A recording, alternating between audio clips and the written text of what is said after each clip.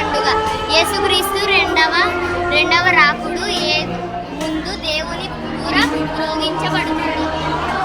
Pentecost పండుగ. ప్రథమ ఫలముల పండుగ అయిపోయిన 50 రోజులకు పెంతెకోస్తు పండుగ జరుపుకుంటాము. పెంతెకోస్తు పండుగ అంటే పరిశుద్ధాత్ముడు శిష్యుల పైకి దిగి వచ్చిన రోజు. ప్రయచితార్థ పండుగ అంటే ఆ ప్రధాన యాజకులు అతి పరిశుద్ధ స్థలంలో ఉండేవారు. వారు ఏదైనా తప్పు చేస్తే గొర్రెని తీసుకుపోయి దేవునికి బలిచ్చేవారు.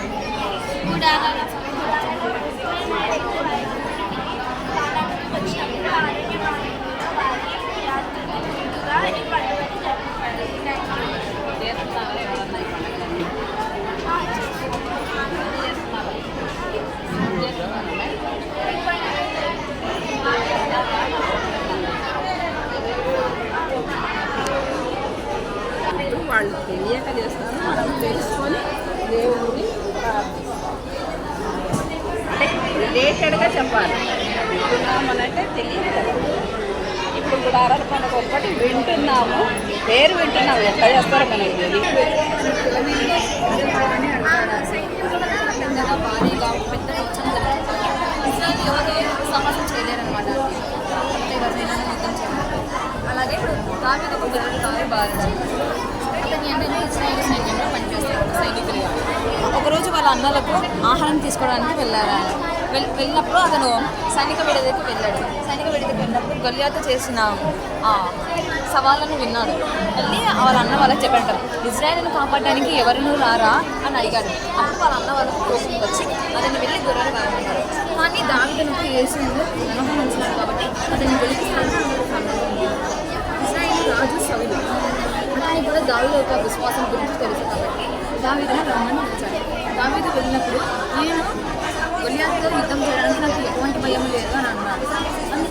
దావీదు సౌలు కవచాన్ని ఇచ్చాడు. దావీదు చిన్నవారుడు కనుక అతనికి కవచం సరిపడేది. ఎటువంటి కవచం ధరించకుండా నేను యుద్ధం చేయాలని అతను నిర్ణయించుకున్నాడు.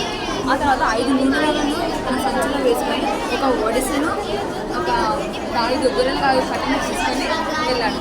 వెళ్ళి అక్కడికి గొల్యాతు దగ్గరికి వెళ్ళినప్పుడు ఈ గొల్యాతు అతనికి చూసి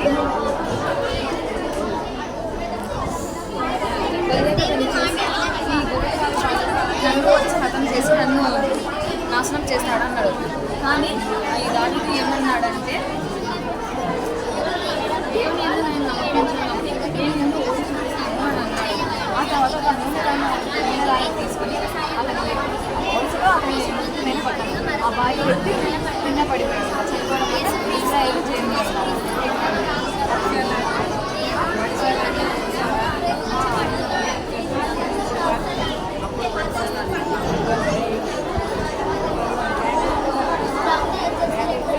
కదా అదే వర్షాలు.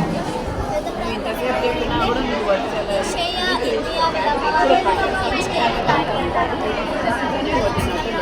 బుద్ధిమంతుని పోలిన వర్షం వచ్చిన గాలి వీచిన ఇది చనిపోదు.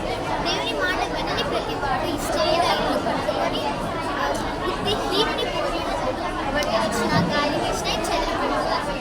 అది చెదిరిపోగొట్టావు. నువ్వు చెప్పి చెదిరిపోగొట్టినావా అట్లే తయారు చేసినావా? బాగుంది.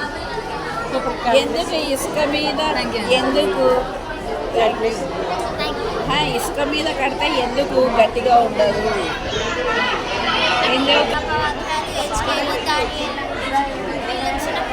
చేసి ఆమోసు ఏదేను హెచ్చాయి మీకా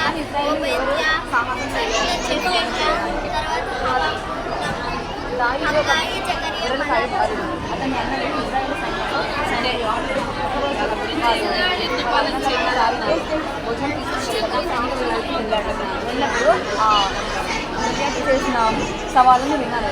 వాళ్ళ అన్నలకు కోపం వచ్చి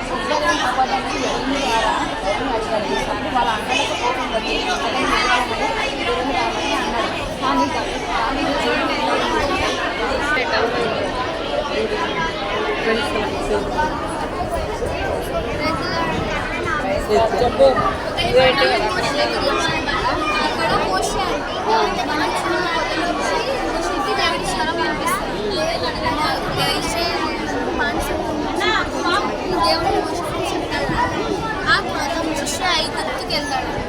10 తెగుల ద్వారా ఇశ్రాయేలు అక్కడి నుంచి తీసుకొస్తాడు. ఆ క్రమంలో వారికి అలసత్వం అనేది మోషేకు ఏం చేయాలో తెలియక ప్రార్థించారు. అప్పుడు దేవుడు పార్ట్స్గా డివైడ్ చేస్తారు. ఆ దారి ఇశ్రాయేలు ఆ వాళ్ళ అప్పుడు దేవుడు ఆ ఫరో సైన్యం అనేది ఆ తర్వాత ఇదేంటి ఇది చెప్పలేదు. ఇక్కడ ఫరో రాజు అంటే రాజు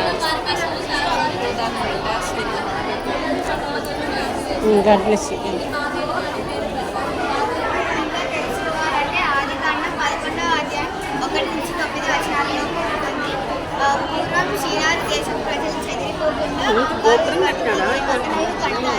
మనం పేరు సంపాదిద్దాం రండి అని వారు మాట్లాడుకోగా యెహోవా ఈ కట్టడని ఆపేసి భూమి మీదకి వస్తారు.